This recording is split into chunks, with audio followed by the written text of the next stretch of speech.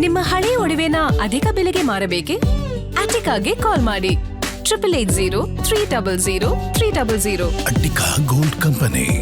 ಈಗ ಮತ್ತೊಂದೇನು ಸರ್ ಅಂದರೆ 2 ವರ್ಷ ಮಕ್ಕಳನ್ನ ಪೇರೆಂಟ್ಸು ನಿಮ್ಮ ಹತ್ರ ಬಿಟ್ಟಿರ್ತಾರೆ ಅಂದರೆ ಅವ್ರಿಗೆ ಒಂದು ಸ್ವಲ್ಪ ಡೌಟ್ಸ್ ಇರುತ್ತೆ, ಗೊಂದಲಗಳಿರುತ್ತೆ. ಮಕ್ಕಳು ಹೆಂಗೆ ಓದ್ತಿದ್ದಾರೋ ಏನೋ, ಚೆನ್ನಾಗಿ ಕಲಿತಿದ್ದಾರೋ ಇಲ್ವೋ, ಇಂಟ್ರೆಸ್ಟ್ ಇದೆಯೋ ಇಲ್ವೋ ಅಂತ.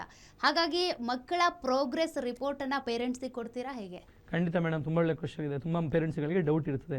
ಸೊ ನಾವು ಅದಕ್ಕೆ ಏನು ಮಾಡಿದ್ದೇವೆ ಅಂದರೆ, ಪ್ರತಿಯೊಬ್ಬರಿಗೆ ಕೂಡ ಒಂದು ಕ್ಲಾಸ್ಗಳಿಗೆ ಮೆಂಟರ್ಸ್ ಇರ್ತಾರೆ. PUC ಕಾಲೇಜ್ಗಳಲ್ಲಿ ಯಾವ ಥರ ಮೆಂಟರ್ಸ್ ಇರ್ತಾರಲ್ಲ, ಅದೇ ಥರ ನಮ್ಮಲ್ಲಿ ಲಾಂಗ್ ಟರ್ಮಿಗೆ ಕೂಡ ಮೆಂಟರ್ಸ್ ಇರ್ತಾರೆ. ಆಮೇಲೆ ಅಲ್ಲಿ ಹಾಸ್ಟೆಲಲ್ಲಿ ಪ್ರತಿಯೊಂದು 15 ಮಕ್ಕಳಿಗೆ ಒಬ್ಬರು ವಾರ್ಡನ್ ಇರ್ತಾರೆ. ಅವರ ನಂಬರ್ಸನ್ನು ನಾವು ಕೊಟ್ಟಿರ್ತೇವೆ. ಆಮೇಲೆ ಪ್ರತಿ ವೀಕ್ಲಿ ಟೆಸ್ಟ್ ಆದಾಗ ಮನೆಗೆ ಫೋನ್ ಮಾಡಿ ಕೂಡ ಹೇಳ್ತೇವೆ. ಆಮೇಲೆ ನಮ್ಮದೊಂದು ಎಕ್ಸೆಲ್ ಆ್ಯಪ್ ಇದೆ ಮೇಡಮ್. ಸೊ ಆ ಆ್ಯಪಲ್ಲಿ ನಿಮ್ಮ ಪೇರೆಂಟ್ಸ್ಗೆ ಅಡ್ಮಿಷನ್ ಮಾಡುವಾಗಲೇ ಯಾವ ರೀತಿ ಯೂಸ್ ಮಾಡಬೇಕು ಅಂತ ಹೇಳುವಂಥದ್ದು ನಾವು ಅವ್ರಿಗೆ ಗೈಡ್ ಮಾಡಿರ್ತೇವೆ. ಪ್ರತಿ ಸಂಡೇ ಎಕ್ಸಾಮ್ ಆದರೆ ಸೋಮವಾರ ಅದರ ರಿಸಲ್ಟ್ ಬಂದು ನಾವು ಆ್ಯಪಲ್ಲಿ ಅಪ್ಲೋಡ್ ಮಾಡ್ತೇವೆ. ಸೊ ಅಪ್ಲೋಡ್ ಮಾಡುವಾಗ ಫಿಸಿಕ್ಸಲ್ಲಿ ಎಷ್ಟು ಮಾರ್ಕು, ಕೆಮಿಸ್ಟ್ರಿ ಎಷ್ಟು ಮಾರ್ಕು, ಬಯಾಲಜಿಯಲ್ಲಿ ಎಷ್ಟು, ಟೋಟಲ್ ಆಗಿ ಎಷ್ಟು ಮಾರ್ಕ್ ಬಂದಿದೆ, ಎಷ್ಟು ಪರ್ಸೆಂಟೈಲ್ ಇದೆ ಅಂತ ಹೇಳುವಂಥದ್ದು ಅವರಿಗೆ ಪ್ರತಿ ಸೋಮವಾರ ಅವರ ಆ್ಯಪಲ್ಲಿ ನಮ್ಮ ಪೇರೆಂಟ್ಸ್ಗಳಿಗೆ ಮನೆಗೆ ಹೋಗ್ತದೆ ಮೇಡಮ್. ಸರ್, ಈಗ ನಿಮ್ಮ ಹತ್ರ ಓದೋದಕ್ಕೆ ಬಿಟ್ಟಿದ್ದಾರೆ ಪೇರೆಂಟ್ಸು ಮಕ್ಕಳನ್ನ ಅಂತ ಅಂದರೆ ಅವರು ಆಗಾಗ ಬಂದು ಭೇಟಿ ಮಾಡೋದಕ್ಕೆ ಅವಕಾಶ ಇರುತ್ತಾ ಅಥವಾ ಫೋನ್ನಲ್ಲಿ ಮಾತನಾಡೋದಕ್ಕೆ ಅವಕಾಶ ಇರುತ್ತಾ? ಅದು ಹೇಗೆ? ಖಂಡಿತ ಮೇಡಮ್. ಬಟ್ PUC ಇಲ್ಲಿದ್ದಾಗೆ ಪೇರೆಂಟ್ಗಳು ತುಂಬ ಆ ಥರ ಏನು ಬರುವುದಿಲ್ಲ. ಯಾಕಂದರೆ ಲಾಂಗ್ ಟರ್ಮ್ 1 ಇಯರ್ ನಮ್ಮ ಮಗ ಡಾಕ್ಟರ್ ಓದಲೇಬೇಕು ಅಂತ ಹೇಳುವಂಥ ಕನಸಿಟ್ಕೊಂಡು ಬಂದಿರುವ ಕಾರಣ ಅವರಿಗೆ 1 ಇಯರ್ ಫುಲ್ ಟೈಮ್ ಬರೀ ಅವರಿಗೆ ನೀಟ್ ಕೋಚಿಂಗ್ ಬಗ್ಗೆ ಜಾಸ್ತಿ ಫೋಕಸ್ ಮಾಡ್ತಾರೆ. ಮನೆಗೆ ಫೋನ್ ಮಾಡಿದ್ರೆ ಕಾರ್ಡ್ ಫೋನ್ ಫೆಸಿಲಿಟಿ ಅವರಿಗೆ ಕೂಡ ಕೊಟ್ಟಿರ್ತೇವೆ. ಮೊಬೈಲನ್ನು ಕಂಪ್ಲೀಟ್ ಆಗಿ ಬ್ಯಾನ್ ಮಾಡಿದ್ದೇವೆ. ಅಪ್ಪ ಅಮ್ಮನಿಗೆ ಬೇಕು ಅಂತ ಹೇಳಿದರೆ ಆನ್ಲೈನ್ ಇದು ಕಾರ್ಡ್ ಫೋನಲ್ಲಿ ಡಯಲ್ ಮಾಡಿ ಮಾತಾಡ್ಬೋದು. ಅವರಿಗೆ ಟೆಸ್ಟ್ ಸೀರೀಸ್ ತಗೊಳ್ಳಿಕ್ಕೆ ನಮ್ಮಲ್ಲಿ ಟ್ಯಾಬ್ಗಳ ಫೆಸಿಲಿಟಿಯನ್ನು ಮಾಡಿದ್ದೇವೆ. ಬರೀ ಟೆಸ್ಟ್ ಸೀರೀಸ್ಗಳನ್ನಷ್ಟೇ ನಾವು ಮಾಡ್ತೇವೆ. ಅದರ ಇನ್ಸ್ಟಾಗ್ರಾಮ್ಗಳಾಗಲಿ, ವಾಟ್ಸಪ್ಗಳಾಗಲಿ, ಯಾವ ರೀತಿಯಲ್ಲಿ ಕೂಡ ಯೂಟ್ಯೂಬ್ಗಳಾಗಲಿ ಯಾವುದು ಕೂಡ ಅಲೌಡ್ ಇರುವುದಿಲ್ಲ. ಬಟ್ ಇದೆಲ್ಲ ಕಷ್ಟ ಅಲ್ವಾ ಸರ್? ಮನೇಲಿದ್ದಂಥ ಸಂದರ್ಭದಲ್ಲಿ ಮೊಬೈಲ್ ಯೂಸ್ ಮಾಡ್ತಿರ್ತಾರೆ, ಟಿವಿ ನೋಡ್ತಿರ್ತಾರೆ. ಇದ್ದಕ್ಕಿದ್ದಂತೆ ನಿಮ್ಮ ಅಕಾಡೆಮಿಗೆ ಬಂದು ಜಾಯಿನ್ ಖಂಡಿತ ಮೇಡಮ್. 2 ವರ್ಷ ಅವರು PUCಯಲ್ಲಿ ಆಗದನ್ನು ನಾವು 1 ವರ್ಷ ಲಾಂಗ್ ಟರ್ಮ್ ನಮ್ಮಲ್ಲಿ ಸೇರಿದ ಮೇಲೆ ಮಾಡಬೇಕು ಅಂತ ಹೇಳಿದ್ರೆ ಅಷ್ಟು ಚಾಲೆಂಜ್ಗಳಿದೆ. ನಾನು ಯಾವತ್ತೂ ಹೇಳು, ನಮ್ಮಲ್ಲಿ 1 ವರ್ಷ ಲಾಂಗ್ ಟರ್ಮ್ ತಗೊಂಡಾಗ ನಿಮಗೆ ಮೆಡಿಕಲ್ ಸೀಟ್ ಸಿಗ್ಲಿಲ್ಲ ಅಂತ ಹೇಳಿದ್ರೆ ನೆಕ್ಸ್ಟ್ ಇಯರ್ ನಮ್ಮಲ್ಲಿ ಲಾಂಗ್ ಟರ್ಮ್ ಸಂಪೂರ್ಣ ಉಚಿತ ನಾನು ಕೊಡ್ತೇನೆ ಅಂತ ಹೇಳುವಂತ ಮಾತನ್ನು ಹೇಳ್ತೇನೆ. ಅನೇಕ ವಿದ್ಯಾರ್ಥಿಗಳು ನಮ್ಮಲ್ಲಿ ಸೆಕೆಂಡ್ ಒಂದು ಟೈಮ್, ಈಗ ನಮ್ಮಲ್ಲಿ ಈ ವರ್ಷ 150-130 ಮಕ್ಕಳಿಗೆ ಪಕ್ಕ ಮೆಡಿಕಲ್ ಆಗ್ತಾ ಅಲ್ವಾ, 20 ಮಕ್ಕಳಿಗೆ ಸಿಗ್ಲಿಲ್ಲ ಅಂತ ಹೇಳಿದ್ರೆ ಅವರು ಒಂದೊಳ್ಳೆ BDS ಅಥವಾ BAMS ಯಾವುದು ಹೋಗ್ಬೋದು. ಒಂದು ಹೋಗ್ಲಿಕ್ಕೆ ಆಗಲಿಲ್ಲ ಅಂತ ಹೇಳಿದ್ರೆ, ಇಲ್ಲ ನನಗೆ ಮತ್ತೆ ಮೆಡಿಕಲೇ ಬೇಕು ಅಂತ ಹೇಳಿ ಮತ್ತೊಂದು ವರ್ಷ ನಮ್ಮಲ್ಲಿ ಬಂದರೆ ಅವರಿಗೆ ಉಚಿತವಾಗಿ ನಾನು ಕೊಡ್ತೇನೆ. ಯಾಕಂದ್ರೆ ನಮಗೆ ಅಷ್ಟು ಗ್ಯಾರಂಟಿ ಇದೆ ನಮ್ಮಲ್ಲಿ 1 ವರ್ಷ ಅವರು 2 ವರ್ಷ ಸಿಲೆಬಸ್ ಅನ್ನು ಕಂಪ್ಲೀಟ್ ಆಗಿ ಓದಬೇಕು. ಹಾಗಾಗಿ ಇಂಥ ತ್ಯಾಗಗಳನ್ನು ಅವ್ರು ಮಾಡಲೇಬೇಕಾಗ್ತದೆ ಮೇಡಮ್.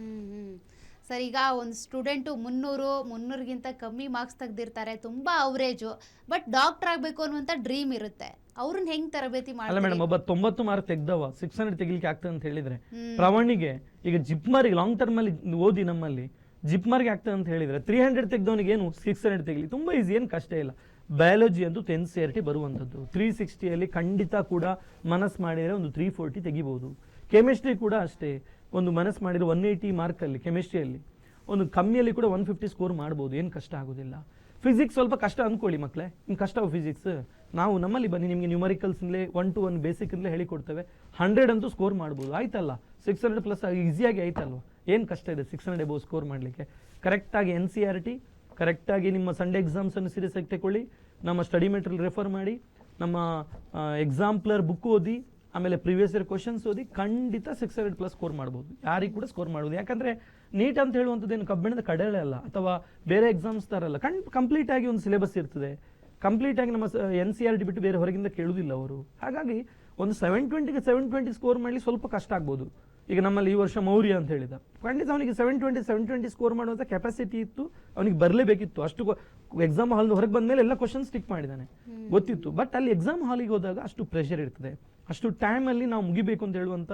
ಈಗ ಈ ವರ್ಷ ನೋಡಿ ಕೆಮಿಸ್ಟ್ರಿ ಮತ್ತು ಫಿಸಿಕ್ಸ್ ಸ್ವಲ್ಪ ಲೆಂತಿ ಇತ್ತು. ಹಾಗಾಗಿ ಅವರಿಗೆ ಲಾಸ್ಟಿಗೆ ಆಗುವಾಗ ಒಂದು ಕೆಲವೆಲ್ಲ ಕನ್ಫ್ಯೂಷನ್ಸ್ಗಳಾಗಿ ಒಂದು 673 ಮಾರ್ಕ್ ಬಂದಿದೆ.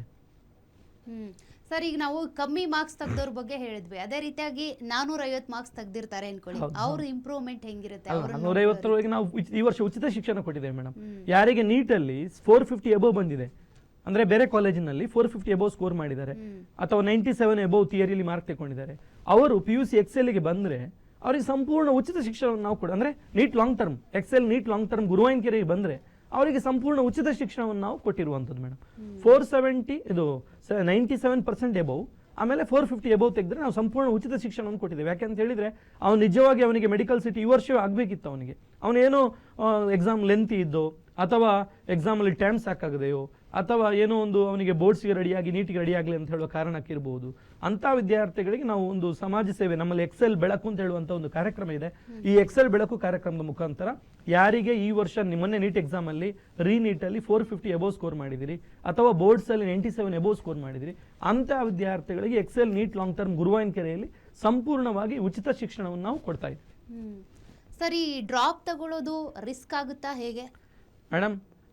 ಡ್ರಾಪ್ ರಿಸ್ಕ್ ಅಂತ ಹೇಳಿ ಯಾವುದೂ ಇಲ್ಲ. ನಮಗೆ ಒಂದು ಕನಸಿದ್ದಾಗ ನಾನು ಅದನ್ನು ಮಾಡಲೇಬೇಕು, ನನಗೆ ಒಂದು ವೈಟ್ ಕೋಟಲ್ಲಿ ಡಾಕ್ಟರ್ ಆಗಬೇಕು ಅಂತ ಹೇಳುವಂಥ ಆಸೆ ಇದ್ದರೆ ಖಂಡಿತ ರಿಸ್ಕ್ ಅಲ್ಲ ಮೇಡಮ್. ಒಂದು ವರ್ಷ ನಮ್ಮಲ್ಲಿ ಬನ್ನಿ, ನಿಮಗೆ ಖಂಡಿತವಾಗಿ ಕೂಡ ನಿಮ್ಮ ಏನು ಆಸೆ ಇದೆ ಅದನ್ನು ಈಡೇರಿಸುವಂಥ ಕೆಪಾಸಿಟಿ ನಮಗಿದೆ.